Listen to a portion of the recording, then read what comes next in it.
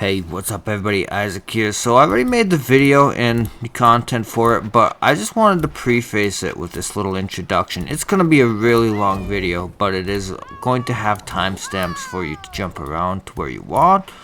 But if you are trying to optimize your build and you want to beat Dps this week, you still have a couple of days to do it, but it is very hard to beat this week, and to me that just means a very fun challenge. So I am going to walk you kind of through a guided video of optimizing your team and how to beat this dungeon. So it is a very long video, and I am covering DPS builds that are going to help you optimize yourself. So when you vet your team, you want to make sure that you have strong DPS, and if they're not optimized, you're going to have a very hard time clearing this dungeon. So this video, it's going to include optimizations for your tank. It's going to be a walkthrough for your whole team, and it's not going to go super in depth for the healer, but I am covering a very strong healer build to use during the first boss fight, which is the hardest part of the dungeon. So if you can successfully beat the first boss, you can handle this dungeon quite nicely. So that's the big thing. The rest of the dungeon, things can absolutely go wrong, but first things first, you need to be able to beat the first boss, and if you're not optimized, you're not going to be able to do that. So super long, super in-depth video. Make sure you vet your teammates to make sure that they are going to be capable of helping you clear this dungeon by having proper builds. So if you're not optimized to put out heavy DPS but also negate as much damage as possible, you are going to struggle very hard on this week's Dps mutation. So I wanted to give you a very in-depth walkthrough on how you can beat this particular dungeon for this week. Some weeks the Dps is pretty easy, but this week with the Barbaric promotion, it's very difficult. So the enemies, they can generate fury, and once they reach 20 fury, they become enraged and they deal 50% increased damage. And then shattering enemies forego 25% reduced stamina damage in expeditions, and they deal an increased 40 to 75% stamina damage. So that part makes it really difficult for the way that some people like to do the very first boss. Some people have the tank toy the dogs around the outside of the boss while everyone else kills the boss. But when that many dogs build up on the tank has a near impossible time tanking them, because one, they're doing crazy damage, but two, they're doing extreme stamina damage. So there's just no way for the tank to be able to tank so many dogs for so long around the outside while everyone kills. So you want your DPS to be very well optimized as far as having Bane and everything on their gear. This is ridiculously good greatsword for doing damage. It's full strength. It's got Corrupted Bane, of course, but then it has Rogue. So you have Corrupted Bane on top of an additional 19% backstab damage. And then you have Shirking Abyss, dodging to an enemy attack, causes your next hit within 6 seconds to deal an additional. So we're hitting a big, huge extra 40% chunk here and there. And it's going to be as Void. So Arcane is ideal, which, I got the Empowered Gambit to do additional Arcane damage. So Arcane is ideal because they are weak to Arcane. Corrupt is weak to Arcane. So something like this is just a crazy strong greatsword. And this Axe, Insatiable Gravity Well, very nice. Corrupted Bane, plus 15% damage to Corrupted. Chain Arcane, they're weak to Arcane, so that chain is going to help do some good extra damage.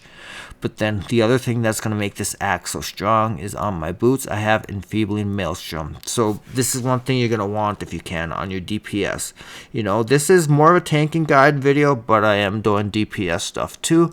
So it is important, though, as a tank, you try and vet your team.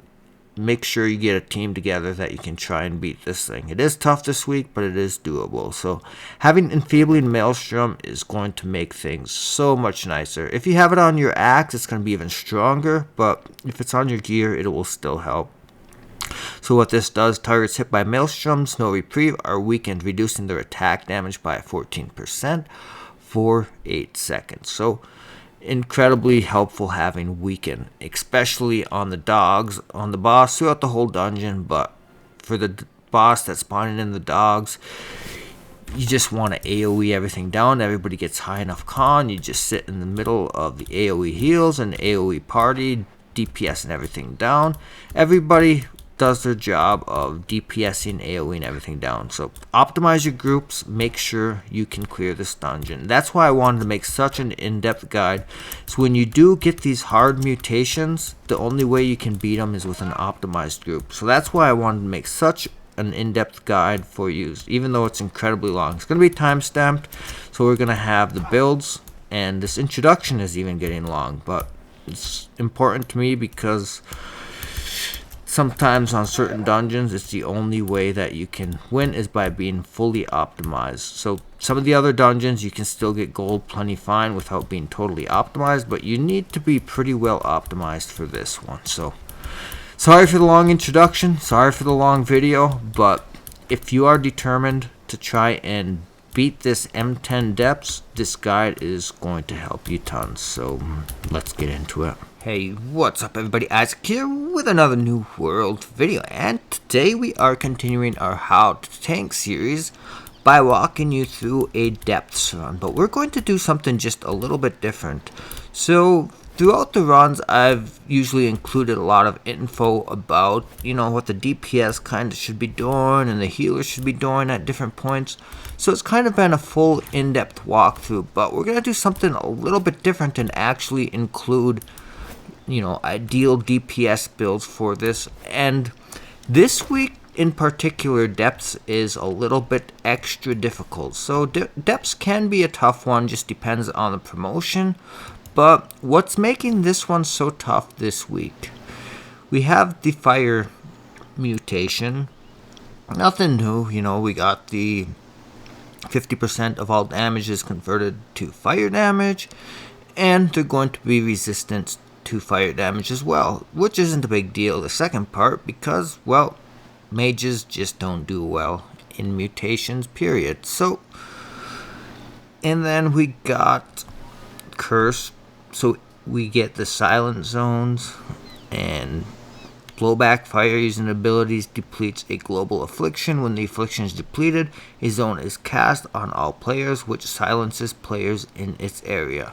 So after you use so many different abilities, eventually a silent zone is released, and you cannot perform abilities in these silent zones.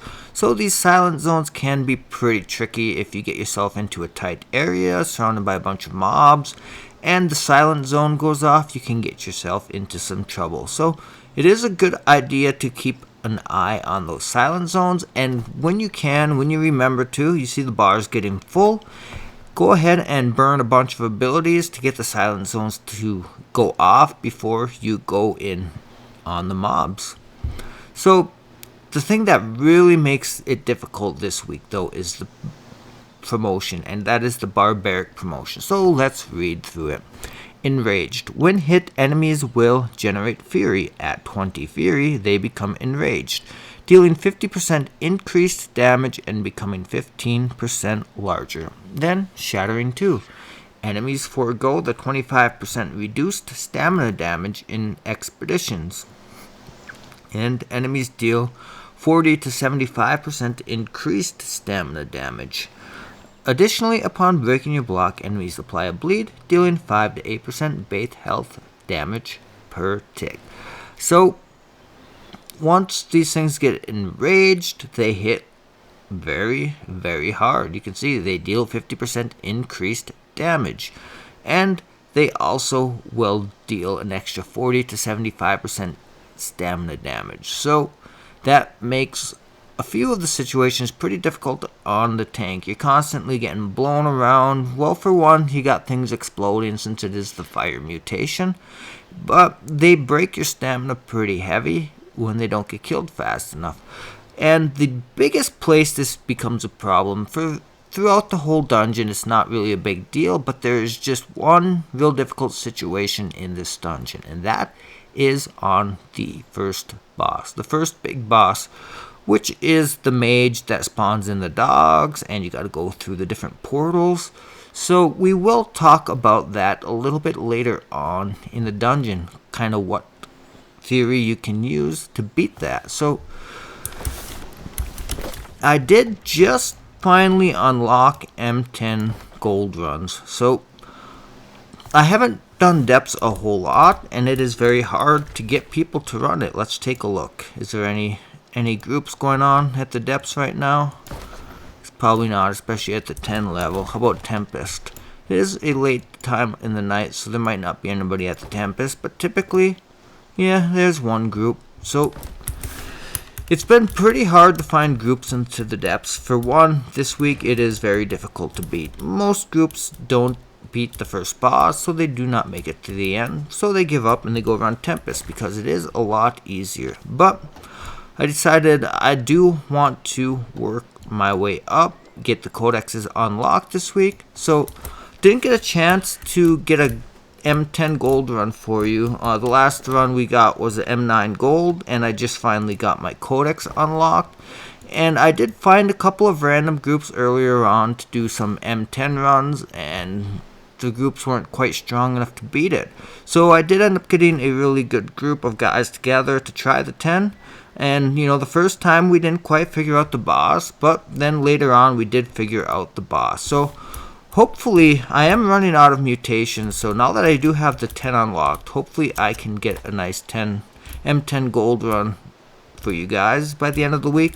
But for now, I am going to walk you through how you beat the M10 gold on this specific dungeon, on this specific promotion. It is very difficult, but it is important that you are pretty well optimized from your tank down to your DPS and to your healer. You're gonna want your healer to have certain build for certain spots in here, and your DPS, there's a couple of certain builds that they should have to make this as easy as possible. So we are going to get started off by showing you our tank build.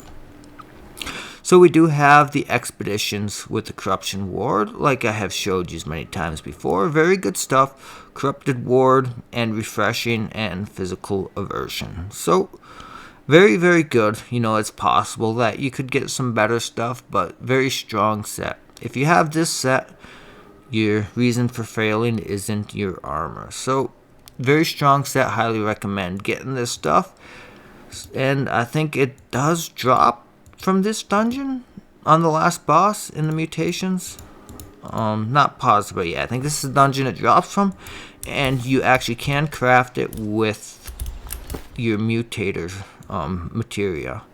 So you gather up enough mutator materia, and you gather up enough Dps materia, and you can actually craft this stuff a piece at a time. Will take a little while to, you know, build up a set that way, but anyways, let's continue on. So we do got the 5-piece expeditions gear, and we are running the fire damage, the ruby in each piece of our gear, all 5 in our armor, and 3 in our jewelry. So our shield.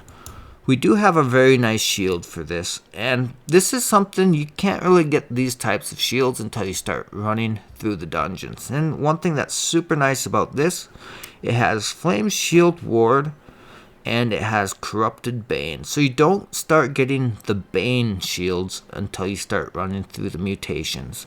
So even though I don't have bane on my sword, I do have it on my shield. And you can stack up the bane, so if you have it on your sword and your shield, you're going to do extra damage. But it's more important that you have a really good sword that works for your specific build than it is to have bane on your sword. It is nice if you can have it, but it's not an absolute must. You're the tank, you're not there to be damage optimized. You're there to be survivability optimized and, you know, utility optimized for your team. So the amulet we're using, we are fortunate enough to have gotten a flame protection amulet. And this one does drop from the Tempest. So if you're on some Tempest, you could have the potential of getting something like this to drop.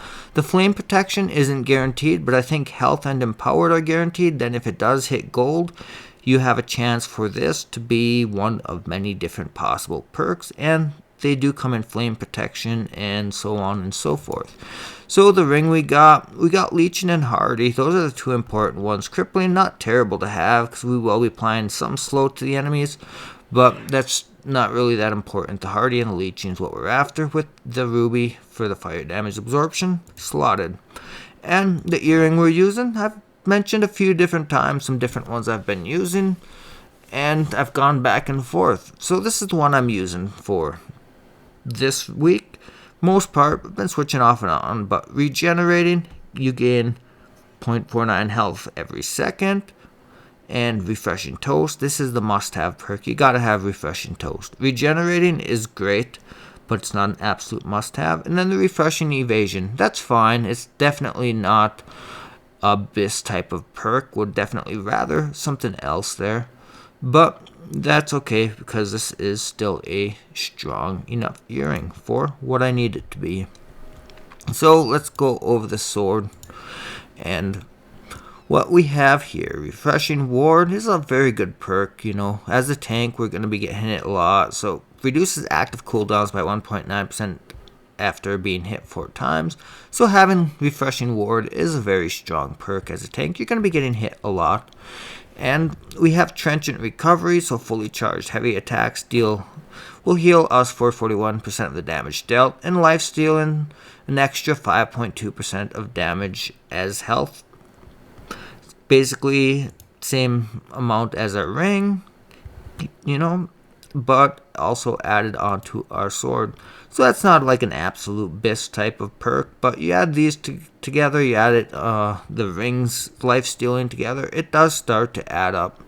So the more life stealing you can get, it's not a bad thing as a tank. I'm not going to tell you it's an absolute must have.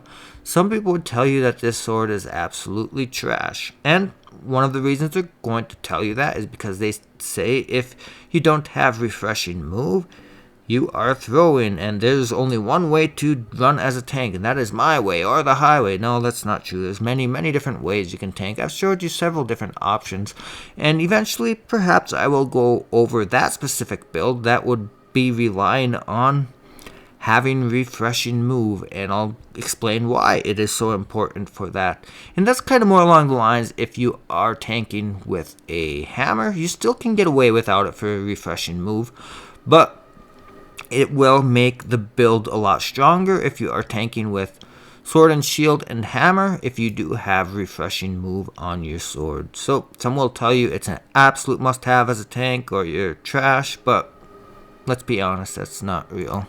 Anyone that tells you that my way is the only way, I would probably run and hide.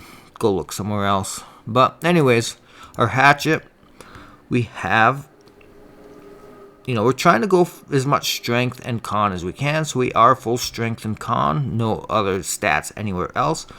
But so all of our stuff, it either has con or strength, so that's one thing I forgot to mention, but yeah, so that covers that part of it. But back to our hatchet here. Of course, we got our Cornelian in both of our weapons, and then we got Refreshing Torrent. Just absolutely love this for my build and for the way I play. Just so strong. It's strong as a DPS as well, and I am going to cover a DPS build, and this is going to be the hatchet I'm going to use for that build. So we have the Corrupted Bane, of course, not an absolute must-have as a tank, but it's nice, it's important. You do more damage, going to help build more threat, but also you do more damage, you're just helping your team mow things down just a little bit quicker. So, and I absolutely love to have Chain. It's going to do extra damage to everything. It's got a 2-second cooldown, so every 2 seconds when you're attacking, your basic attacks are going to hit everything surrounding you with a chain with an extra 15% damage. So that's very strong. Why is that strong? Well, you think about it, people love Enchanted, people love Attunement. Enchanted's like an additional, 9 or 11 or 12% damage, 15%, that's more, but it's also going to trigger off of all of the enemies surrounding you.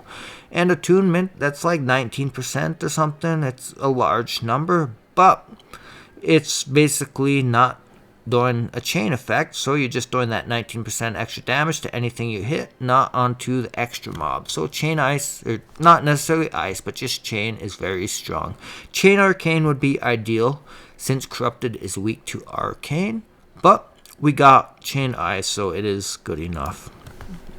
And we are running the Cunning HeartRune of Grasping Vines. I've been running a different one for the most part, but this is a very strong rune, so figured I'll run this one for you. And it comes in pretty handy in this expedition. So Enfeebling Vines inflicts weaken on successful hits, reducing the target's damage by 20% for 8 seconds. So anytime we can apply weaken to mobs that hit us very hard, like you've seen we talked about the Barbaric promotion, it's going to cause enemies to hit us very hard. So if we can hit them with some weaken, it's going to make up for some of that. And then Leeching Vines as a tank, having this heal for 20% of your damage done to rooted targets, that is a very nice bonus. So right up here, summon vines around you that deal 100% HeartRune damage and root enemies within a 4-meter radius for 3 seconds. So we are applying a root, so if we get in a tough situation, we can go ahead and use our Grasping Vines if it is available. And well, it's going to root everything in place, so we have a chance to get away if we need to, or we have a chance to pop a pod if we need to, but it's also going to weaken them, so they're going to do a whole lot less damage. The other thing is, if you use it right after one of your DPS uses a nice gravity well, they drop a nice perfect gravity well, they lock all of the units up in one beautiful pile, and then as that starts to wear off, you go and hit them with Enfeebling Vines and you root them in place even longer, and it gives your DPS more time to finish nuking them down. So that covers that part of it. We will go over the build that we're using, and we will go over the attributes. So let's talk attributes. We're going with the 300 strength and 200 con. We actually get 211 instead of 210 because we did level up our shield all the way to 625. Such a strong shield that I figured I'm going to go ahead and level this one right up to 625. Even though a lot of my other videos I showed you, I'm running with 600 shield, sometimes even less, sometimes a 610 shield. So you can get away with a shield that isn't fully leveled up to 625. I usually do, but I did decide to start leveling up my shield. So the more you get into these harder mutations with these harder promotions, it is going to help you out a lot to start optimizing more and more. So some of the dungeons and some of the promotions and the mutations, you can definitely get away with being less optimized, but the harder ones, more optimized you are, the better off you're going to be in attempting to complete your gold runs. So we will jump into the build. Sword and shield, we're just going full right side defender for this. Definitely could do the leadership build, very, very viable way, but we are just trying to kind of be aggro machines, and just in case on the boss we need to hold a few extra dogs, just having the full defender side, it allows us to have tons of stamina, it allows us to have tons of tankiness, and this ultimate here, it can help us stop our teammates from taking as much damage. The thing is, the way I play, this doesn't come into play a whole lot, but it still will come into play occasionally. Will block and reduce damage to all allies within 2 meters by 30%. So I'm not going to go over everything, but I did cover this in some of my other videos, and you can go ahead and check out all the individual perks on your own, but just know that going full right side defender, it makes you a whole lot tankier. So definitely some other builds you can use, but just showing you that this is a very viable build and it can work very well for you. So we are going to jump into the hatchet build, same standard hatchet build we've been using all along, and mainly use this build because I have refreshing torrent on my hatchet. Every hit of raging torrent reduces all hatchet cooldowns by 8.5%. So this specific way that I run it is kind of one of the reasons that I do not need refreshing move on my sword and shield. I'm not going to go super in depth with that right now, but when we use Raging Torrent, it's going to reduce all of our cooldowns. So we'll have this Berserk here. It's a super good taunt. It's got a 15-second cooldown, but so we use it and we need another taunt, but our taunt's on cooldown, so we hit a bunch of enemies with our Raging Torrent and we get our taunt back off of cooldown. We go ahead and give everything a big old taunt. So that's the build we're using. Then we're using Rending Throw to help add rend to any of the big mobs that we can. Do have the aimed throw, not an absolute must, but I do like to have it. And then, rejuvenating crits, critical hits with light attacks, and aim throws regenerate 10 stamina. Obviously, stamina is good for a tank. Thrown hatch that hit targets with an active debuff, reduce all hatch ability cooldowns by 5%. Not something that's going to proc real often, but mainly just take that so I can get down here, and all attacks deal 10% additional damage to targets with an active debuff. So obviously that's pretty strong because targets are almost always going to have a debuff in here. So we're all, our teammates, we're going to be applying Rend, we're going to try to be applying Weaken.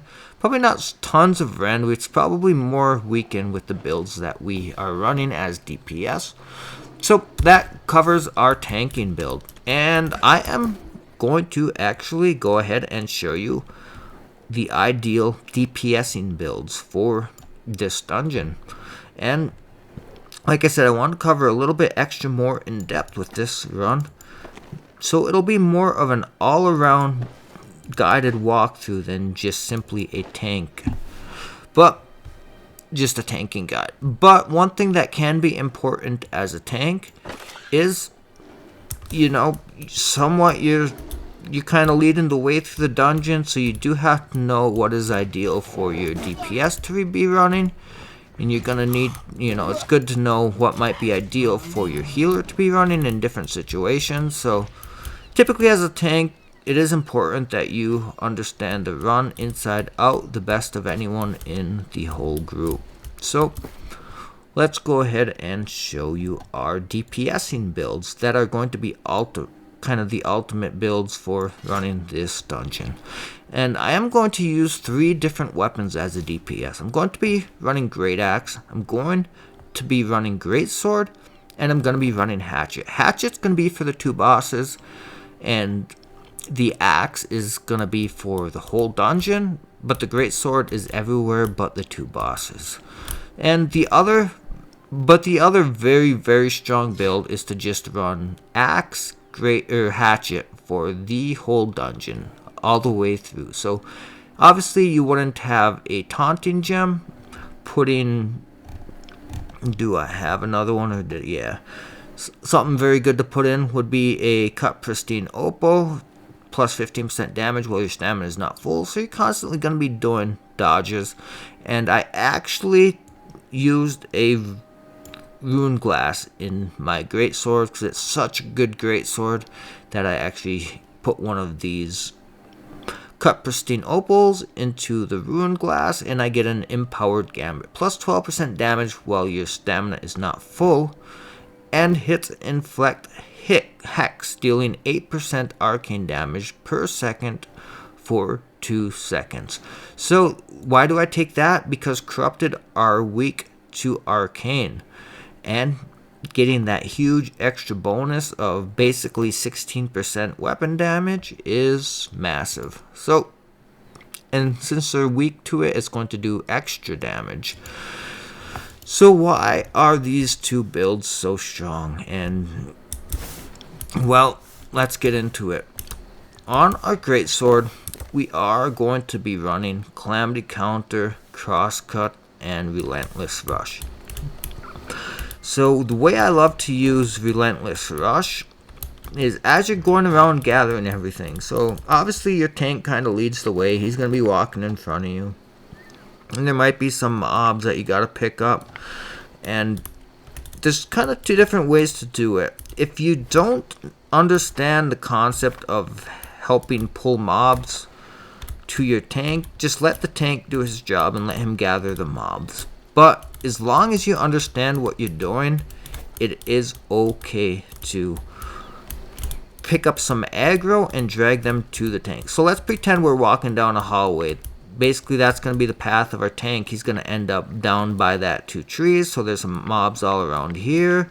He's walking through, and there's a couple of mobs over here or whatever. So we're going to end up over there. So what we're going to do, there might be some mobs here. We're going to go ahead and we're going to hit them with our Relentless Rush. It's going to put a slow on them so they can't really hit anybody. Then our tank stops here. He does his big aggro. And then we come past him. We come behind him. I wasn't supposed to do that ability. But then we switch to our Great Axe. We go ahead and we throw a nice gravity well that gathers everything up. Then we go and hit him with Maelstrom, which also helps continue to helps continue to hold everything in place. And we can use our big old reap to try and pull anything extra into the pile. And then we're going to grab our great sword and probably going to go with a relentless rush, because that is going to put us into this particular stance of onslaught. And then we're going to start hitting things, and then we're probably going to hit a crosscut. And then if we get into a sticky situation, mobs are just coming onto us, and we're in onslaught stance, so we're taking extra damage, we're going to go ahead and use our calamity counter. It's going to block anything, it's going to do some damage, and it is going to put us into defiant stance. So it's going to negate 15% of the damage incoming to us. So ideally, for the most part, we're using the onslaught stance because we're a DPS and we want to do some good, strong, heavy damage. So that is the build we are using. I will show you the tree for both of those, of course, as well. And this is what the tree looks like. So I showed you in my tanking video that we're using aggressive shift, but for this particular build, we want to be in onslaught as often as possible, and we want to do as much damage as we possibly can. So it's just as well to pick up some different abilities instead. So anytime that we use Relentless Rush, anytime that we use Crosscut, we're going to be going into this Onslaught stance. So those are two abilities that are going to be up fairly often. And yeah, let's go through the build. So Relentless Rush, dash through foes while spinning and apply it 20% slow for 4 seconds on hit. First hit, 110% weapon damage, second 120%. And then you enter Onslaught when this ability ends. So it has an 18-second cooldown, so fairly medium-long cooldown there. But that slow it applies can be handy, and you basically just phase through enemies, so that can be super handy as well. Can help you for just going around and gathering up enemies, and then it's going to apply a slow on them, so they can't really jump on anybody real fast, not you, not your teammates either.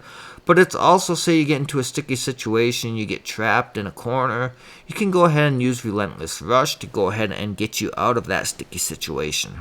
And then gain 10% in power for 10 seconds. So this is one of the things that makes Relentless Power so strong.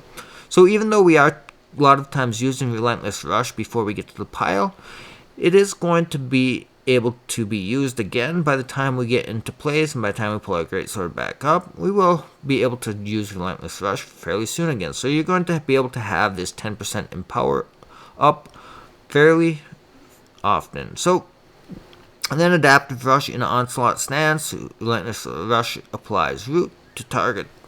It hits for 1 second, and if you're in Defiant stance, Relentless Rush heals for 15% of its damage.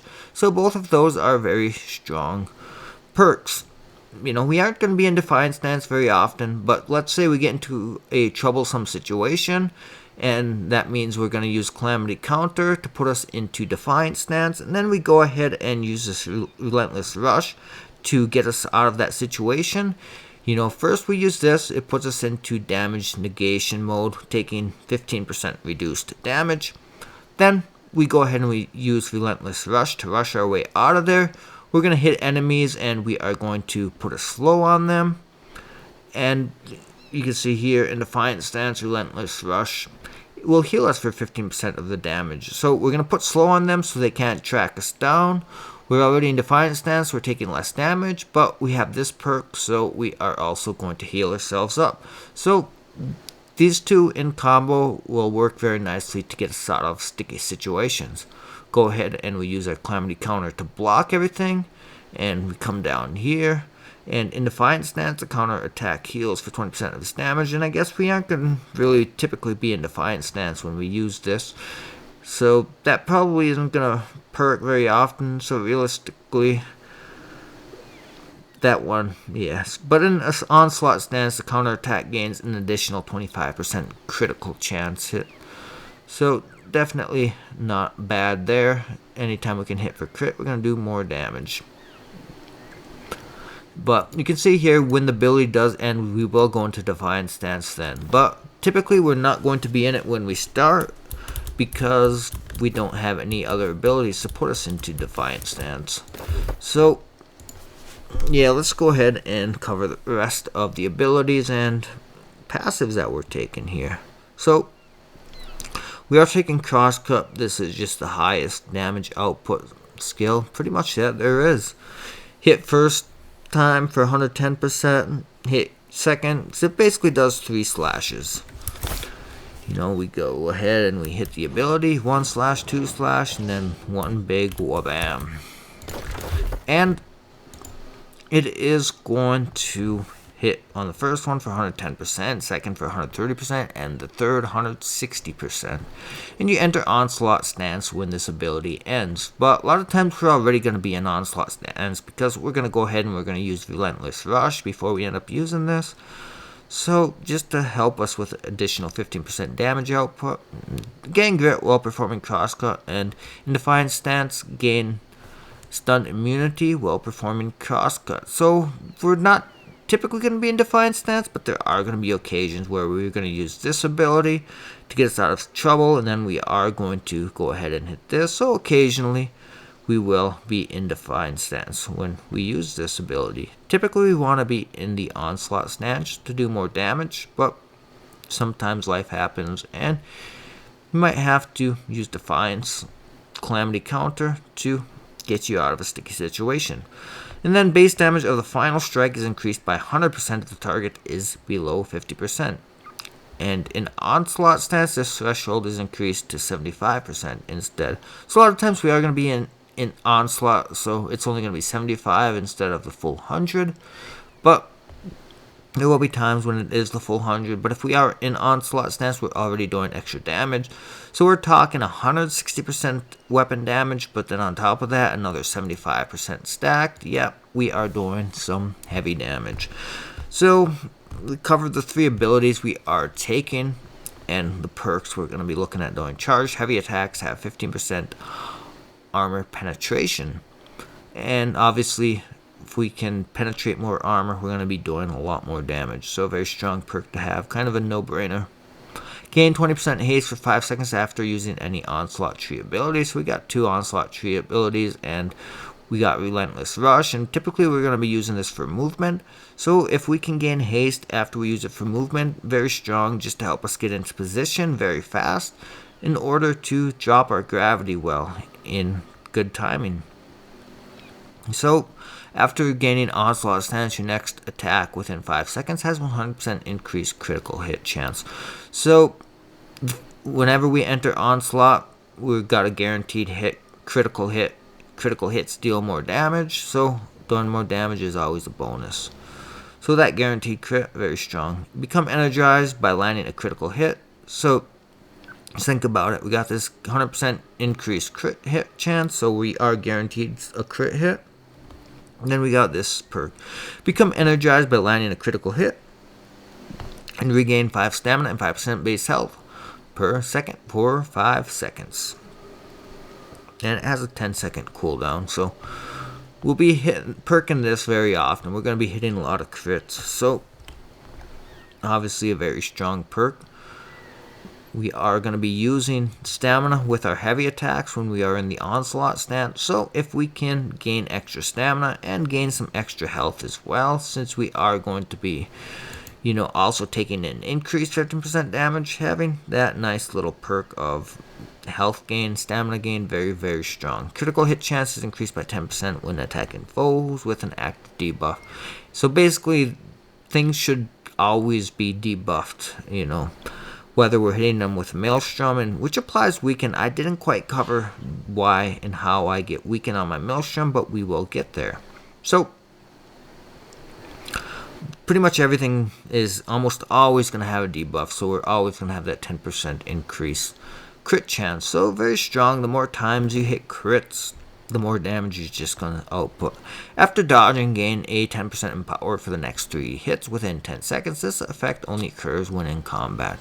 And we are going to be dodging non-stop when we're the DPS. So very, very strong to have this. Gain extra 10% in power. So then attacks empowered by this effect are going to restore stamina. So even though we're losing stamina by doing heavy attacks with our onslaught stance, we are going to gain back a lot of that stamina. Between, what was it, this perk, yeah, we become energized and we gain 5 stamina. And then here, gaining 10 stamina per hit once we gain this empower. And we are taking the ultimate on the onslaught side. Hitting foes reduces greatsword cooldowns. Light attack by 2%, charged heavy attacks by 10%. So we're going to be doing lots of heavy attacks. So even though this has a 18-second cooldown, let's say that we use it as a movement to get ourselves into position and we go do a bunch of heavy hits. Well, we are going to, so this has an 18-second cooldown. And you can see that we have a 10% empower for 10 seconds when we use it.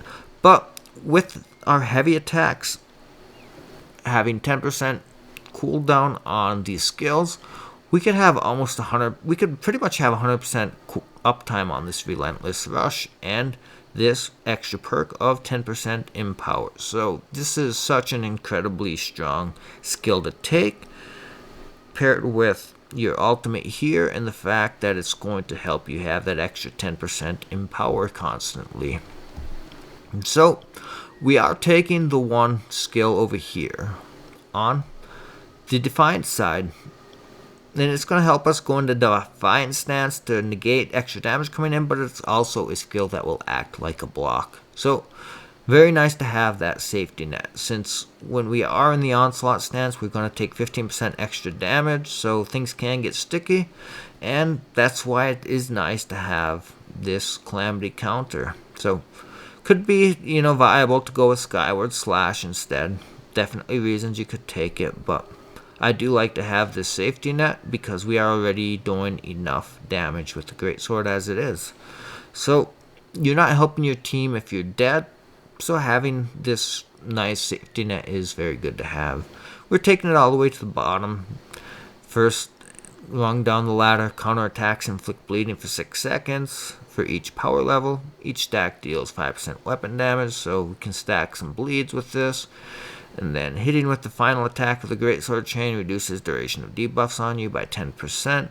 So definitely could probably take something different than this one, but reducing debuffs, not a terrible thing to have. So we are going to be doing a lot of attacks where we use all 3. So then Blade Honing base damage is increased by 3% for each Greatsword buff on you. So we're going to constantly having buffs, whether it's the Empower buffs or so on and so forth. So definitely strong, going to help you to stack up more damage. And then charged heavy attacks have grit and inflict bleeding for 6 seconds, dealing 5% weapon damage every second. So very strong as well. Typically I'm going to be 300 strength, but not always, because sometimes it would split it up between strength and dex. So if we are 300 strength, we're already going to have that grit, but the inflict of bleeding definitely going to help add a little bit of extra DOT, just more damage overall that we can do. So that covers the Greatsword build. Now let's go to our Great Axe build.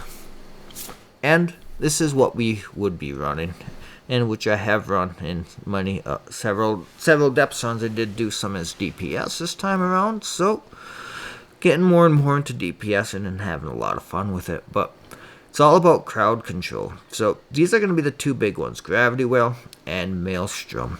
Reap is very, very strong as well. Kind of do suggest having Reap, but some prefer to have Charge instead. Reap, it's not as good as these 2, and Charge, it can help you get into position a little bit faster. It can help you get into the right place at the right time, whether you're getting into trouble or out of trouble. Getting yourself in the right position to cast a perfect Gravity Well, or if you're trying to escape from some mobs, can be a very strong one to have. But this is what we are running. Lots of crowd control, 3 crowd control skills. The best crowd control skill in the game, Gravity Well. We all have known it, we've all seen it, and it is so crazy good. So I'm not going to go crazy into depth with this, but Gravity Well, you throw it, and it's going to collect all of the mobs up into one nice big clump to make them easy to kill. So we go all the way down to the bottom for increased damage and for the fortify that we get when we stand in it. Sometimes it happens where, especially for the tank, you go ahead and you throw a grab well into a big group of mobs and your tank is right in the middle and he gets smushed with all of the mobs just stacked on top of him. Typically, which is what you're trying to do, but if they're surrounding him and he's kind of stuck and they hit him, well, could get a little bit hairy pretty fast. So that 10% fortify, it's nice. Not an absolute must-have, but it is a decent perk to have on there. So then we're going with Maelstrom. You're just going to spin in circles really fast, and you're going to draw mobs into the middle. So you're going to help crowd control things. You're going to root everything into place. So this is all about crowd control. Heavy attacks with a great axe to pull foes closer to you with heavy pull. So more crowd control on our heavy attacks. Typically, we're not trying to do too many heavy attacks with our axe. We want to switch to a great sword or a hatchet, depending on the situation, which one we are having. And then after you cause a pull, your foe is rooted for 0.3 seconds. So whether we're pulling with heavy attacks or every single one of our abilities, well, this might not be considered a pull, but these two are definitely pulls, and our heavy attacks are pulls. So just that little extra root, just a little extra crowd control. While holding a great axe, gain 10% damage when 3 or more foes are within 4 meters, and that's going to be pretty much all the time when we are using our great axe. We got it out to do crowd control of large sets of mobs, so definitely want this perk here. Crowd protection. While holding a great axe, gain 10% damage absorption when 3 or more. Same situation. We're going to constantly be surrounded by 3 or more enemies, so this 10% damage absorption is going to perk quite often. So, Mauler's Fury, Great Axe attacks grant stacking 3% damage increase for 3 seconds. Max of 10 stacks. So, definitely nice to have. You're going to be building up, stacks do extra damage, but realistically, the axe is just for the abilities to get them off for crowd control, and then we're switching to our other weapons to do the damage. The Great Axe ain't bad for damage because it has such a wide swing, so when you have a huge group of mobs grouped up, you can do some nice AoE damage just with some good heavy attacks, but it's more about the abilities. So Reap, extend your axe 5 meters, pulling foes to you and dealing 70% weapon damage and staggering struck foes. So we are able to help pull mobs back into the group. Reap range is now 8 meters, so it makes it even stronger. Heal yourself for 30% of the damage done by Reap, so we are definitely liking this one because we're throwing ourselves into the middle of a big huge group of mobs, and so if we can get a little extra healing off of using this, it's definitely going to be strong. And, typically a lot of times we're going to be using it on large groups of enemies, so we're going to do we're going to hit a lot of enemies with it, so a lot of times that 30% damage done can be a significant bonus that could take us from low health back up to 100. And after pulling, perform a spin attack, dealing 150% weapon damage. So a lot of times we're going to be pulling an extra enemy into the group, and then we're going to go ahead and spin. We're going to do some damage to every enemy within the group. So, critical gains when you critical hit with a great axe, you heal yourself for 10% of the damage done. Obviously, extra heals, very nice. Critical damage increased by 10%. So, a lot of times we're going to be doing critical hits. A lot of times we're going to be doing back hits and all that.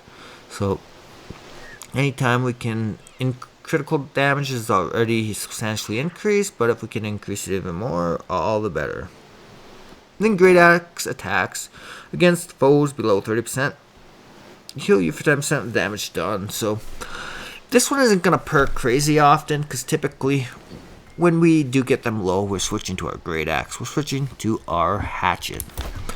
So that covers the Great Sword, and we'll go over the Hatchet build. I'm actually using the exact same build that I use for tanking.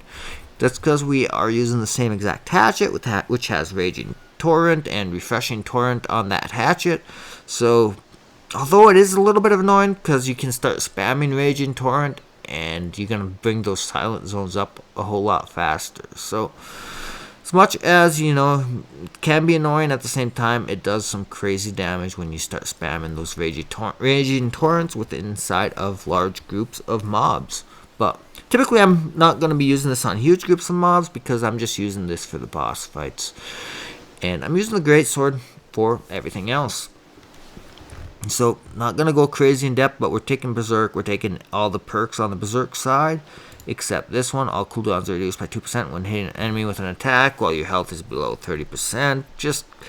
It just seems a little bit too insignificant for me. Yeah, you could use it, but yeah, especially not once you got Refreshing Torrent. It's kind of pointless. Everything on this side, of course, you got Berserk, and of course, you got Defy Death. No brainer. We got Rending Throw to help apply. We're mainly using this for the boss. So if we can apply Rending Throw to the boss, that is very strong. Adding Infected, adding Weaken to the bosses would actually be pretty beneficial too. The bosses hit kind of hard in here, but we go with Rending Throw personally. So, we got Aim Throw. We definitely could drop Aim Throw for this because we're just using it for the bosses, and having the ability to block on our hatchet while we have that life save out definitely could be beneficial. So, for this particular instance, if you're just using it for the bosses like I am, you definitely could drop Aim Throw. But more or less, I don't do it just because I don't feel like respecking it. But it wouldn't be a bad idea to drop Aim Throw for the bosses. That way, if you get yourself in a sticky situation, you can block with your hatchet, and you are still going to have that Death Defy in case that you do end up, getting hit down to 0. So that covers our DPS build, and it really is important that you have the proper and appropriate build, especially for the harder dungeons, the harder mutations. If you are not optimized, you're going to make it very hard for your team to clear out runs. And the reason I wanted to show you those builds is, as a tank, you can kind of pick and choose if your teammate is running a good build or not.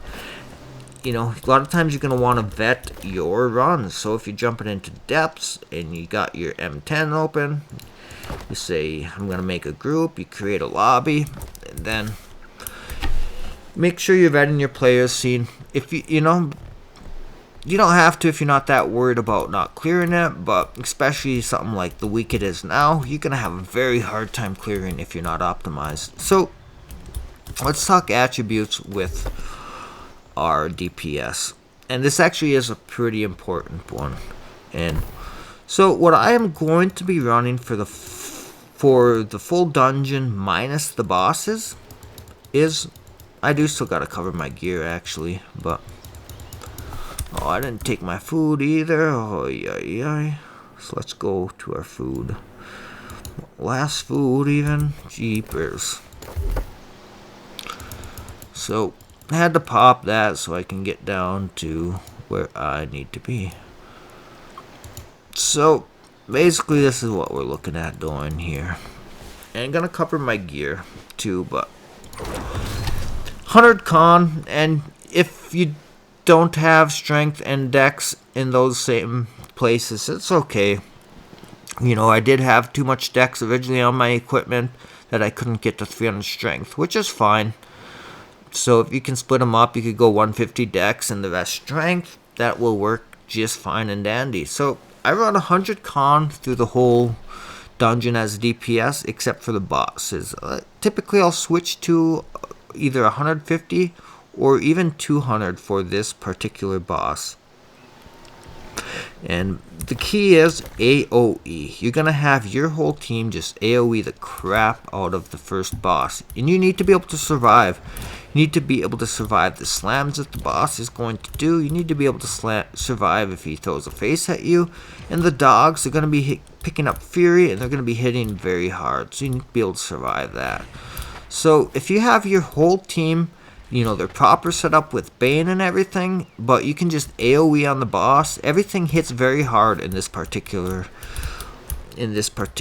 promotion of the dungeon. So if you don't have enough con, you are going to get one shot, and you get one shot and you're not helping your team a whole lot. So if you are light DPS, you got Bane, you got a very strong build, well, you're still going to do, reasonable damage at 150 to 200 con. So we're just using the 150 or 200 for the bosses. Everything else we're trying to be at, 100 con. And that's because we're running Greatsword. If we were going to drop the Greatsword for the Hatchet, we could definitely get away with being 50 con or even down as low as 5 con. But since the Greatsword, you take more damage, upping the con a little bit, and the Greatsword puts out so much strong damage, and it does have such incredible utility that I think it's worth it to run 100 con with the Greatsword instead of 5 or 50 con with a Hatchet. Just my personal opinion, but definitely recommend switching to Hatchet for the bosses. If you don't have that life save, it can get you in some sticky situations. So that kind of covers our DPS build. Well, we didn't cover our gear yet. So this is some stuff I've picked up from running Mutations, and I did craft one piece. The rest of this I just picked up along the way. So this is stuff you can pick up from running your Mutations. Corrupted Ward, Physical Aversion, and Refreshing Evasion. Nothing crazy OP, but it is good.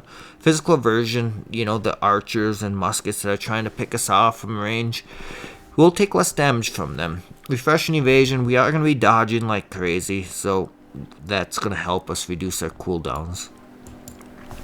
And right here, Sturdy Energy when blocking a hit well below. This isn't going to be super important, so definitely could get a little bit of a better piece, because blocking enemies isn't our main idea when we are beating the DPS, but it's good enough, and that just happened to be what I had. And then we got Refreshing Evasion again, so more cooldowns by dodging. We're going to be dodging like crazy, so not terrible.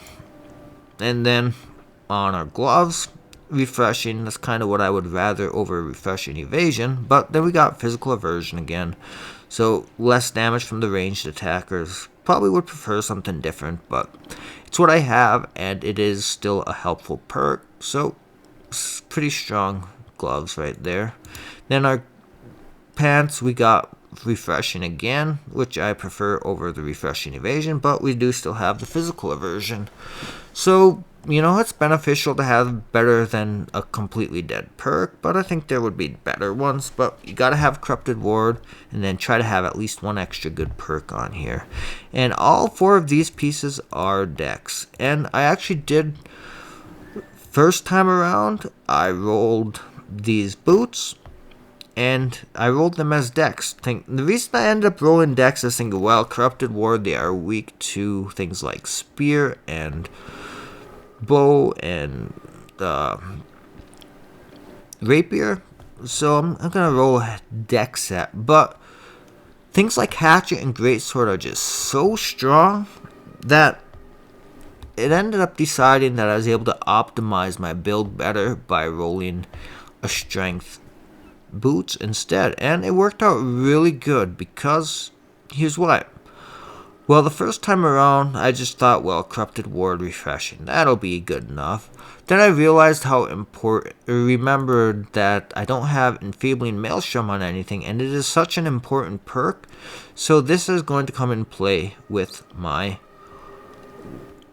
Great Axe. So I rolled this, and I forced the roll to have Enfeebling Maelstrom, Corrupted Ward, and Strength, and it's light, and obviously we have the fire damage gem in there for this particular dungeon. But Enfeebling Maelstrom, it's really strong perk, so I decided I'm going to roll another piece, except I'm going to make it Strength. And the main reason I did that was so I could hit 300 Strength while I was at 100 con, because before I just had too much dex on everything and I couldn't hit 300 Strength. So I wanted to hit that 300 Strength.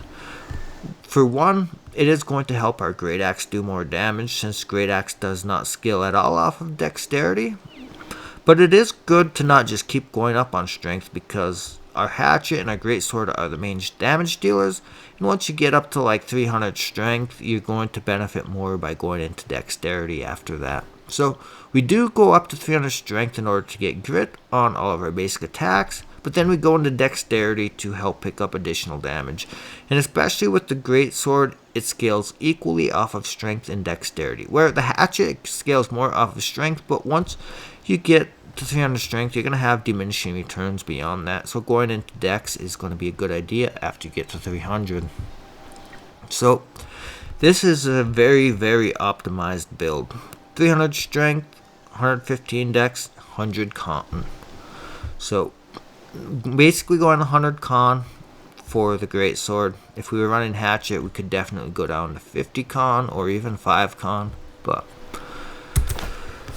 greatsword does some heavy damage even when you have a little extra con. So that's why we are running that build. So one more thing I am going to go over, that is going to be the healer build. We're not going to go over any healing, we're not going to go over a healer build as far as gear and all that goes. Not quite experienced enough with the healing. I've done a bit of healing, but I haven't done healing at the M10 level, and I don't have the gear for it yet. So, but I'm going to go over the skills that are going to work incredibly well for the boss part. You know, for the whole dungeon, you know, one of the strongest builds you can have. This isn't the one I'm talking. This is what I'm talking about for the boss build, but you know, if your healer can respec at the boss, you know, they know their build well enough that they can go and do a quick respec, this is kind of going to be ideal. So for the whole dungeon, aside from the bosses, just AoEs are going to be so strong. If you can run Sacred Ground, if you can run Orb of Protection, and if you can run Beacon, that's going to be incredible. You know, the other good one, obviously, Light's Embrace can be pretty strong for your healer to use it on your tank, but you know, otherwise, something like Sacred Ground and Beacon and Orb of Protection would be a very strong healer build. But I'm not going to say that this is what you absolutely must run for most of the dungeon. But this is very, very nice to have for the boss. This particular build that I have spec'd out here. So, Sacred Ground. And the reason for this is going to be, well, Sacred Ground is just a must always, no matter what. So you got to have Sacred Ground. But the reason I'm talking about this specific build is when you go into the portals. So there's portals you're going to have to split off in. And the healer, they can go ahead and they can drop Sacred Ground on, you know, the guys that are... So we're going to... Here's the fight. The fight is in the middle of the room. And there's a portal off to the right. There's a portal off to the left. The first time the portal's open, only the right portal's going to open. And what we do is we have 2 DPS and the healer go and take care of the first portal. Well, me and one other DPS, we stay down in the middle and we try to break the mines if we can. But you are only allowed a max of 3 people into the portal. So, even if it was better for all of us to go up, we would not be able to do that. So basically, we're going to stay here and we're going to fight. And then the others, you know, the 2 DPS and the healer, they're going to go up top. So the healer can go ahead and drop, you know, the Sacred Ground on them. But then he can fire down the beacon either onto us when we're in the middle, or else when we go up top to the opposite side, he can fire the beacon on us to the far side as well. And then the splash of light is going to be so he can heal everybody basically at any given time, because it has an extremely long range. You and all group members within 100 meters are healed for 6% weapon damage. So very, very strong, because you can heal everybody even if they are not grouped up, which is going to happen for this boss fight. So very strong for the healer to jump in the portal, drop the Sacred Ground on his guys, and then chuck the beacon at the guys that are in the opposite portal, and then go ahead and use Splash of Light to heal up everybody, both the guys on his side and the guys on the opposite side. So the guys on his side are going to have the Sacred Ground. The other guys are going to get a little extra healing from the beacon, and everyone's going to get some splash. So very strong build for healers to use in that particular part of the dungeon for this, just for that first major boss. Not saying that's what he should be running for the whole dungeon. You know, I'd go and talk to heal a little bit more about that. Got a little bit of experience with healing, but Not going to try to say what I have to say is the end-all be-all on that, but that is a very, very strong way to run it and make sure everybody can stay alive in that part of the dungeon. So we covered what you're going to want to look for in your DPS. We've covered your build that you're going to want to run as a tank. I'm not saying that my build is the only way. There are other builds that will work just fine. Including using hammer and sword and board, or using great axe and sword and board.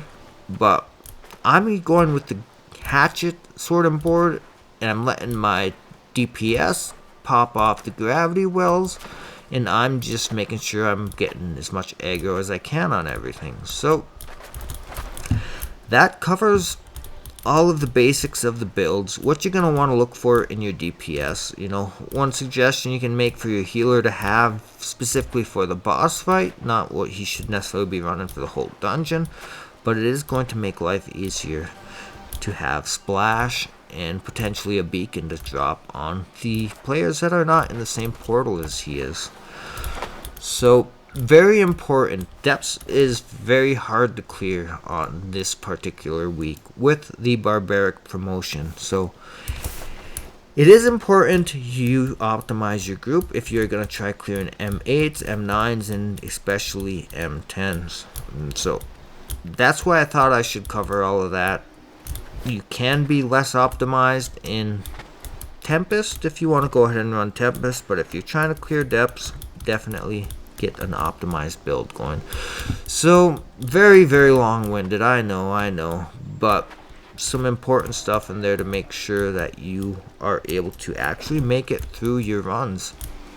So that covers the builds. Let's go ahead and jump right into the run.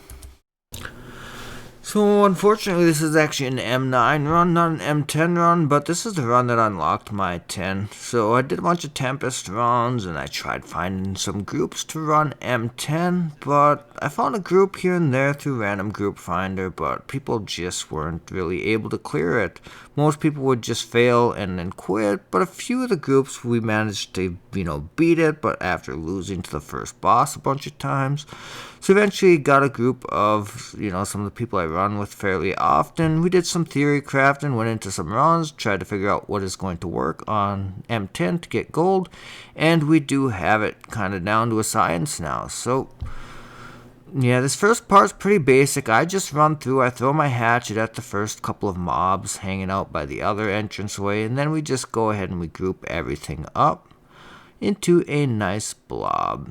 Then two ways you can do this. You can run in here and tank it all in here, but they wanted me to rather just kind of go down, pull it all out, which works pretty good because then you can go in, give it all a taunt, and then come hide behind this corner, forces everything to come out, and then you get a nice little group up here.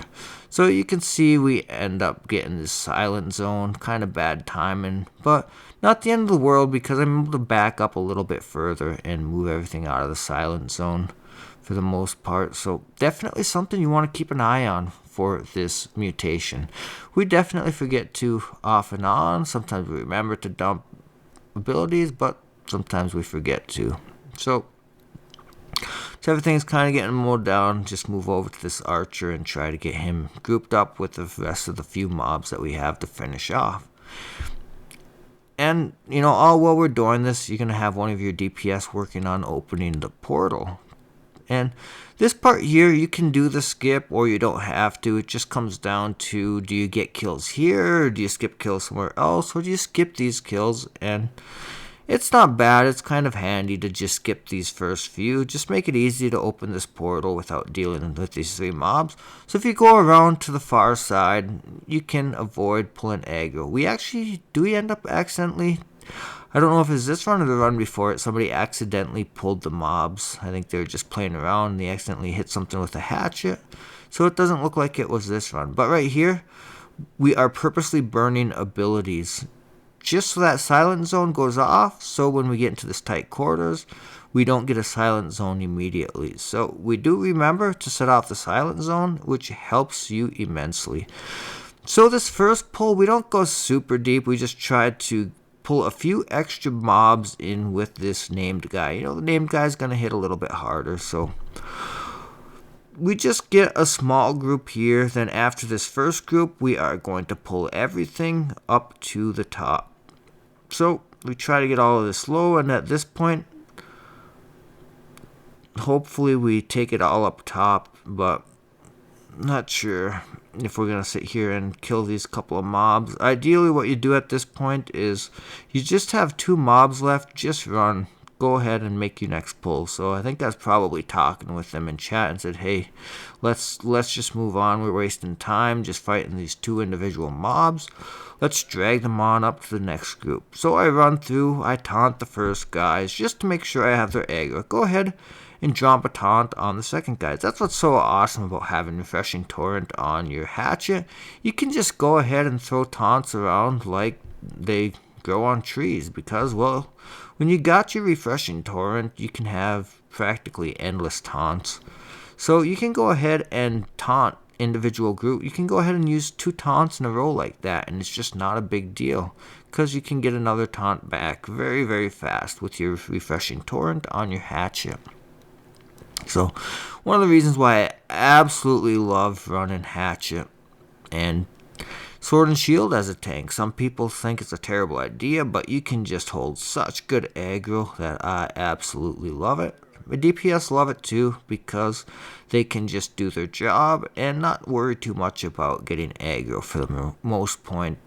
As long as we got the communication on point, you know, sometimes I can get ahead running on to the next group, and the DPS don't know what I'm trying to do, so once in a while they'll pull a little bit of extra aggro. But like at this point, again, we have that 1 extra guy back there throwing hatchets at us, and I say, let's just move this right along. Make him come to us, let's not run back and fight him. Eventually we'll probably have to go and pick him off, but let's just move along, get the next group going. You can see right here, if we were smart, we would have burned off abilities, but end of the day, it's not the end of the world. You know, we get caught in that silent zone, so we just pull the rest of this junk out. We got 1 person working on opening the portal while we're trying to finish off this little group here. So anytime you do have rangers in the back trying to pick you off, you do have to be careful about them taking out a DPS or a healer. So try to let them know that, but also we're trying to move right along. We're not trying to waste too much time just going and pick off 1 or 2 little rangers hiding in the back. So make sure I got the aggro on everything. I go ahead and taunt everything back there, drag it up to the top. We're just trying to move along. Anytime we get down to like 1 or 2 mobs somewhere, we just try and drag them with us to the next group, to the next pull. So we do have our weakening vines, which is pretty nice to have. So we got that 1 archer back there. It would have been a good idea to go finish him off before moving, but we're just getting impatient and saying, hey, we want to get this thing done. I think I actually get knocked off the ledge here. I made a mistake, and I shouldn't have backed myself up against the ledge where I can fall off of. And at this point I started to realize that, oh boy, I'm in trouble. And I get knocked off. I was trying to, I seen it coming. I was trying for a while to not let that happen, but it did happen. I seen it coming, and I started trying to get around him, but I couldn't. He kept stunning me, so a little bit unfortunate there, but not the end of the world. But we had him low enough already that our team was able to finish him off without me. So obviously we don't want the extra knock for points and all that good stuff, but such is life, it happens. Live and you learn. Now I just know for sure not to turn my back to that ledge. Make sure I turn my back into the wall so he can't push me off the ledge. But what I usually try to do here is I just try to line of sight this all up. I'll go ahead and throw my hatchet at the guys in the hallway to drag them out. Taunt this room. My DPS, they go ahead and throw some nice grab wells to gather everything up quite nicely. And just like that, we get a nice good group up. You know, try to line of sight that archer around the corner, but he just didn't want to come. So I say, yeah, we're just gonna move. I'm gonna move it right along, get going with the next group. Not sure. Yeah, it doesn't look like they quite finished off that archer in the back, but well, it looks like they did. There's just one hatchet guy hanging back there. So they finished off the archer. I got the next group started off. So we get a nice good old group here going, and we move right along. So at this part, you have a resource you have to collect through the right wall. So I come hide in here thinking we're going to gather everything up into this room. And I think the silence zone does go off on us in here, unfortunately. So we had a nice group going. But, you know, we planned on dragging all these range into here. But it still worked. It let us gather these two range together in a group as they line of sight us through the doors. So you'll hear people talk about LOS or line of sight. Basically what that is you'll get the aggro of a ranged unit, and then you'll go and hide around the corner of a wall, and it forces them to come right up close and gather up onto you. So, once again, we want to kill this nice group. You know, we need X amount of mob kills. This is a nice, easy group to gather up. So, we go ahead, we taunt them, and we just AoE them down. You can see them grab wells coming into play. So I talked about how ideal it is to have somebody with Hatchet and Great Axe, or with GreatSword and Great Axe. You know, if you can have at least 2 DPS with Great Axes, it is so good in this dungeon. Even if you have 3 of them, even better. But so ideal because you get those nice groups going. But yeah, we're skipping this little group of mobs. So I just run through, I get the aggro, I give everything a taunt. So hopefully, you know, the mobs go after me instead of the DPS or the healer, who are a lot, you know, lighter duty than I am. So what I try to do here is I taunt everything in there, and then I try to line of sight them around this corner. It doesn't always work so great, but you do tend to get a few of them to pull in. You can see I got that archer to suck right in. So a lot of times it is kind of hard. A lot of people will go and they'll taunt, or they'll walk right through that corner section, then they'll take everything and fight it in the middle here. But those archers just hide in the back and, you know, shoot away. But if you can do what we call line of sight them, sometimes you can get 1 or 2 of them to pull in. Unfortunately, that mage back there didn't pull in, but it's really difficult to get them all to pull in.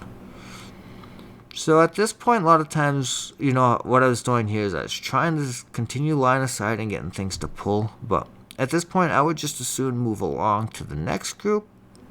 And that is what we do. So rather than fighting that one mage, you know, the time it takes you to DPS down that one mage is the same time you could spend DPSing a whole group of mobs by pulling everything together. So I get in here and I pop, you know, my taunt, aggro, everything. I didn't want to get in too deep. I didn't want to get myself into trouble trapped in that corner back there. And now I start to move in now that I know my team is here.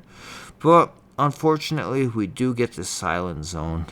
Puts us in a sketchy situation. You know, we get a little bit of a split going. I'm on this side, and there might be some mobs on the other side.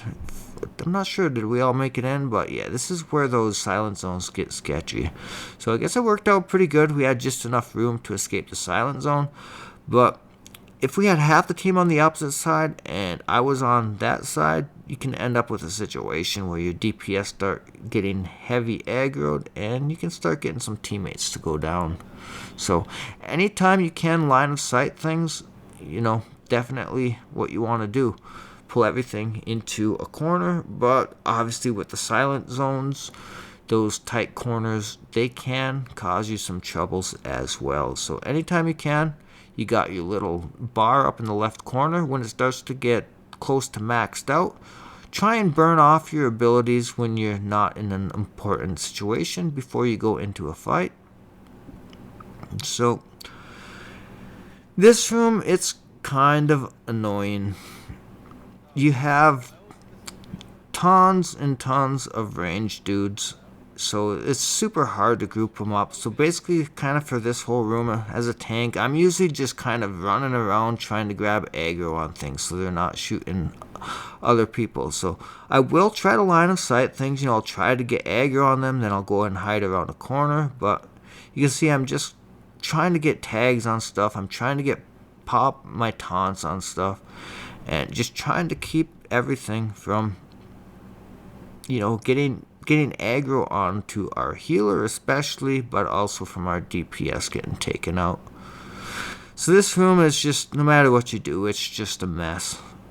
So usually if you run around a little bit, spend some time getting tags on everything, you can eventually get a nice little group going and get a nice little group kill here. So super annoying room, but at the end of the day, you just gotta beat the time. You gotta start killing everything, and I'm pretty sure this is timed. So when the time runs out, that's when, you know, the portal will pop and you can open the next doorway. But either way, you do still kind of gotta kill the mobs now, or else you drag them into the next room and kill them later. So the better you can group them, and the sooner you can get them knocked out, the better off you're gonna be.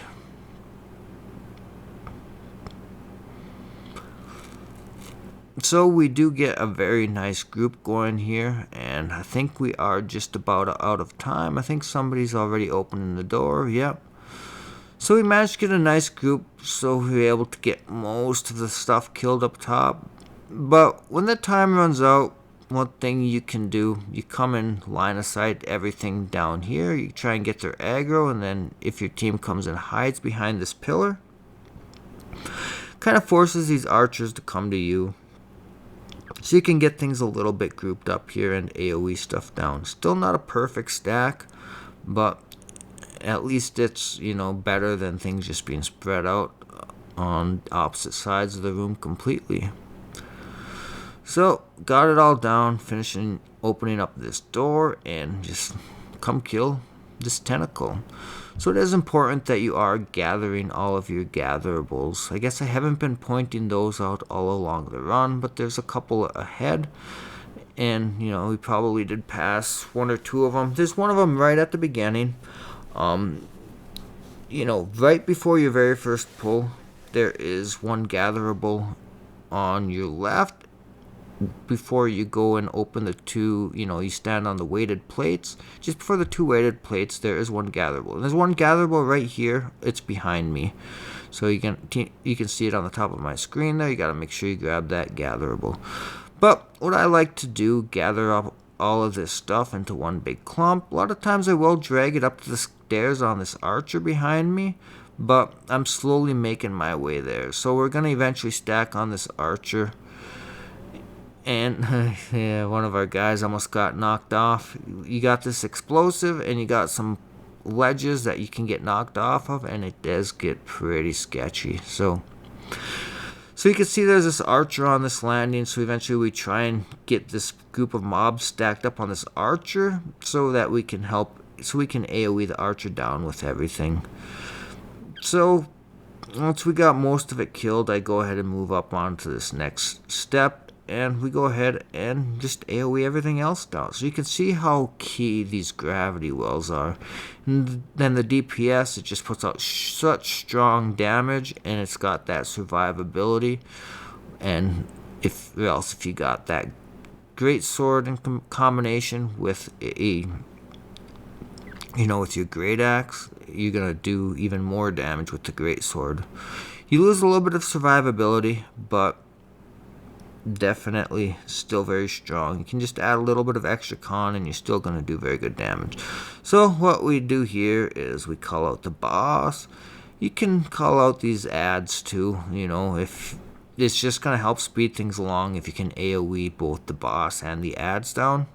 So we get them all in here. I make sure I go ahead and pop a taunt on the boss, you know, this named mob, and we just AoE it down. Gotta be a little bit careful here because this stuff does hit pretty hard. This boss, he hits like a freaking tank. So if you have weaken that you can drop on him, so if you got some DPS that has Maelstrom with weaken on Maelstrom, very strong. So this room there is 2 gatherables we need to get. You don't have to kill these mobs as long as you're killing enough mobs everywhere else.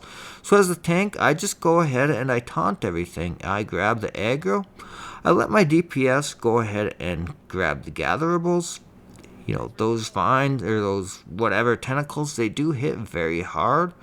So you don't want them slapping your DPS, but as a tank, you definitely can handle letting them hit you, especially if you got a healer that's going to heal you up. You got a shield you can pull out and block with. So right here, I'm checking what our enemy count is. So at minimum, you'd want to be like 110 or something. You know, if you're at 110, you definitely should kill these 3 mobs. But if you're around like 115 or so, you can skip the mobs. You can see right there, there's another gatherable that you gotta grab. So, yeah, we skipped those 3 mobs because we're at 117 unit kills. So make sure at this point you're somewhere in the vicinity of 115 unit kills. And then from there, you can decide how many more mobs to skip and how many more mobs to kill. So there's a nice little skip you can do. You know, if you're at about 110, you could still maybe just barely get enough mob kills, but being right around 115, it's a good spot to be here. So it is important, make sure you have the proper number of mob kills. But this is the tough part. This is where you need to be very well organized. You need to have DPS that are going to have enough con. And this is specifically for the Barbaric promotion. So if you're watching this and it's a different mutation than the specific week it is now, you can get away with less con and a little bit less optimization. But for this particular run, you do need to be very well optimized. So what we are going to do, I am going to go right in on the boss. Gonna wait until he spawns the dogs. I'm gonna taunt them. I get the taunt on everything. Then I go ahead and hit them with my shield rush. I have weaken on my shield rush. So it's going to weaken the boss, it's going to weaken the dogs, so it's going to help my DPS be able to focus heavier on just DPSing as much as they can. And you see, I do have my leeching vines up, so I'm going to go ahead and try to get a taunt off if I can, which I do. Go ahead and use my leeching vines to help apply weaken again. And so you can see, I was able to apply weaken to both of the mobs, you know, the first and second round of mobs, and so at this point, we have our healer and 2 DPS go up and kill the portal. You know, this part of the thing, the boss starts spawning these bombs, and if you can kill them as the tank and the DPS that are staying down, well, your team goes ahead and kills the top area. And it's going to help you tons if you don't have tons of dogs alive. These dogs hit like crazy, but with the right combination of builds and the right combination of organization, you can kill the majority of the dogs. So at this point, we're still trying to stack the dogs on the boss. We're trying to AoE everything down. We're getting a nice AoE heal. I'm trying to keep the aggro on everything. I'm trying my best to have a taunt ready every single time a new set of dogs spawn. So trying to keep the aggro on the dogs. And at this point, it's kind of getting where we could start skirting the dogs around the outside and let our DPS just go to town on the boss. Because after the second round, we don't have to worry so much about the dogs. We just need to kill the boss. So at this point, I'm just holding the aggro on the dogs so my team can get enough DPS on the boss to send her to the second round of things. So things got a little sketchy here. The DPS went into the portal before me, and that means he got the aggro before I did. So he started getting hit hard, and then we ran into a situation here where I had low health because I was trying to tank those dogs before we went in here, and then my DPS was low when we went in, and you can see I'm hanging on to like no health. So ended up being a little bit of a sticky situation, but we did get it. Definitely not as clean as some of the runs we did, but you can see my DPS there. You can dodge the bombs. It's a little bit tricky timing it proper, but you can dodge the bombs. You gotta watch for when he goes to slam his stick, and then you dodge, the bombs blow up, and you negate the damage if you time it right. So at this point, We just need to finish killing the boss, and I'm just grabbing aggro on dogs and dragging them away from the boss. So the DPS can try and finish killing the boss without worrying too much about the dogs. So I seen the one dog was on the healer. I was going to go and try and grab his aggro, but they managed to finish off the boss before. So wasn't perfectly smooth, but we got it done. So very, very strong strat there. Put enough con on that everybody can just AoE DPS everything down. You're trying to keep all of the aggro on you, of the dogs and everything, but you want your DPS to have enough con to survive the slam. So everything hits pretty hard in here with this Barbaric mutation. So your DPS, they can get one hit through all of that if they're just trying to rock like 5 con or even 50 con. So climbing up to like 150 con, it's going to put you in a little bit better situation. Light DPS at 150 con, even 200 con can do it. You're going to have a little bit slower time killing the portals. You're going to have a hard time killing the bombs at 200 con, but it is doable, and it's going to give you a little bit extra survivability. So once again, we're back inside of this little chamber room, this little cage room. So we're just kind of moving through each step of it.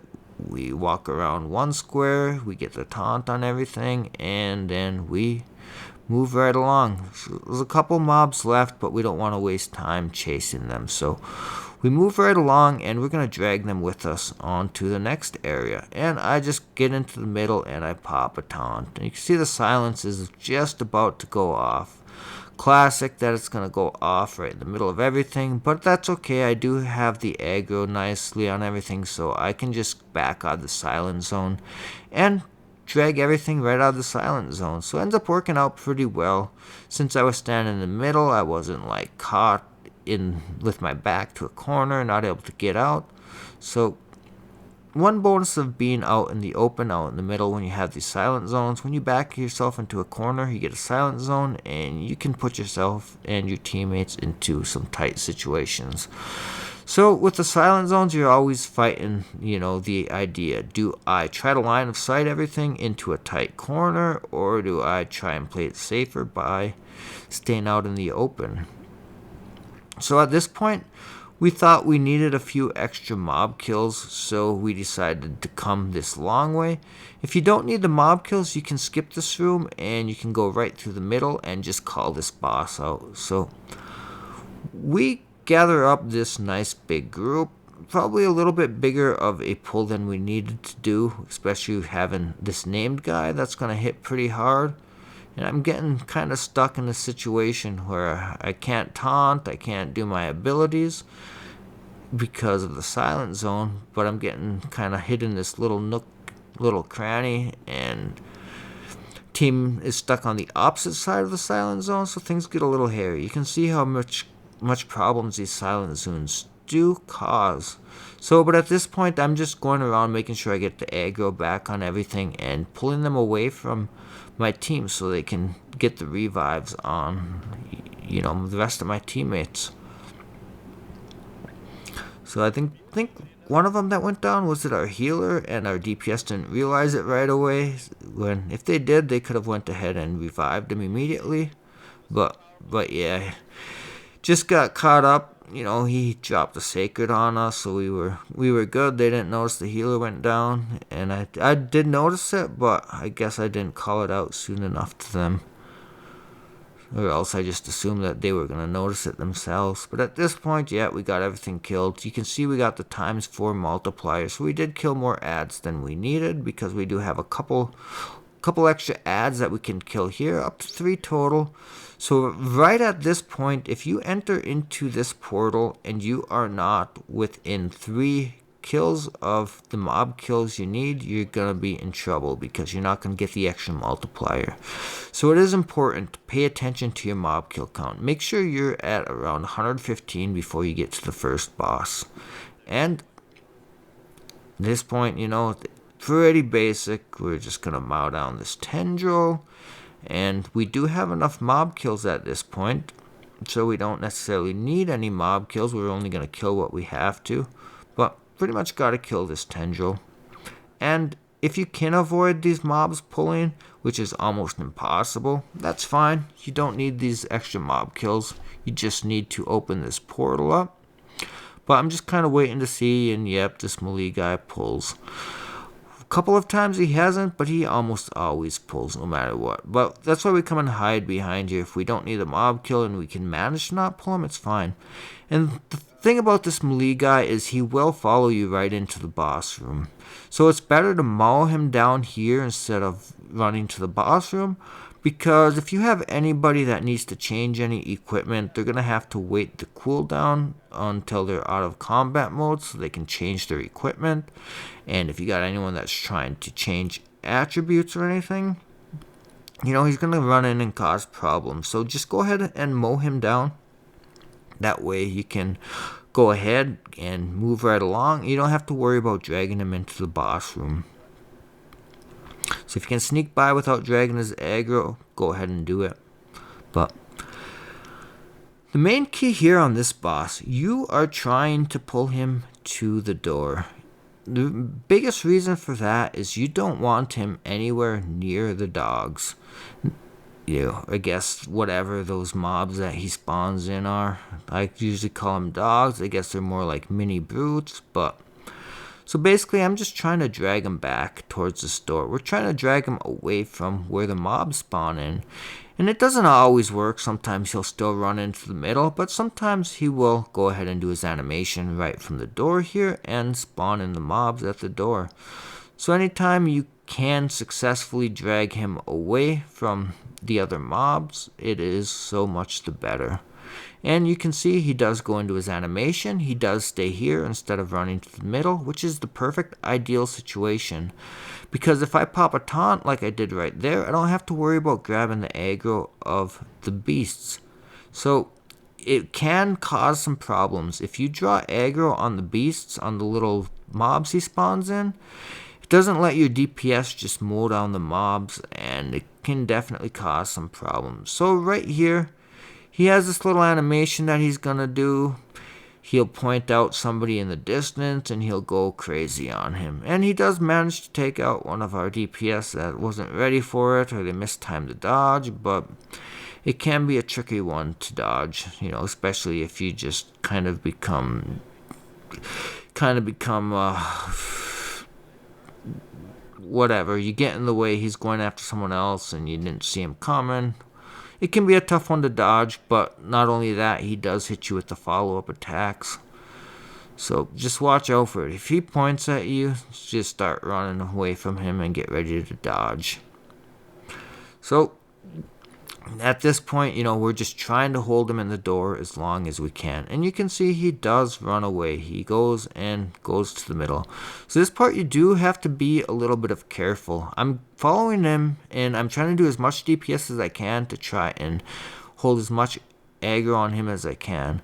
And I do go ahead and I taunt him, but I try to walk far enough away from him that I'm going to taunt just him and not one of the beasts. I did end up getting a taunt off on one of the beasts accidentally, as you probably could see if you were watching.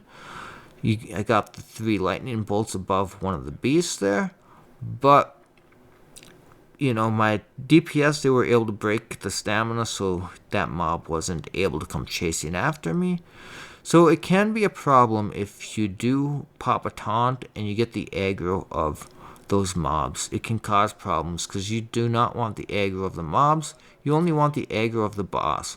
So one way you can do that is by, you know, making sure you're DPSing the boss as hard as you can when he goes into that stage to make sure you have his aggro. And he is going to run into the middle again. And we're just going to try to finish him off before he spawns new dogs. And okay, we didn't. We got a guy coming in. So we try not to finish him off, but he is in now, so we go ahead and we finish off the boss, and that's a GG's. So 31 minutes, almost 32 minutes, 8 minutes to spare. Unfortunately, this is an M9 run, but all of these same strats, they do work successfully at the M10 version. You know, like I mentioned, tried to go in with some different groups. I played with some random groups. A lot of them had troubles clearing it. So we did end up going into some M10 runs and theory crafting what it would take in order to clear this dungeon with the M10 gold status. And this strat is going to work for you. So if you pay attention to the builds I mentioned at the beginning of the video, and you make sure you're optimized properly, you are able to M10 gold the depths, even though it is difficult this run. Have a good one.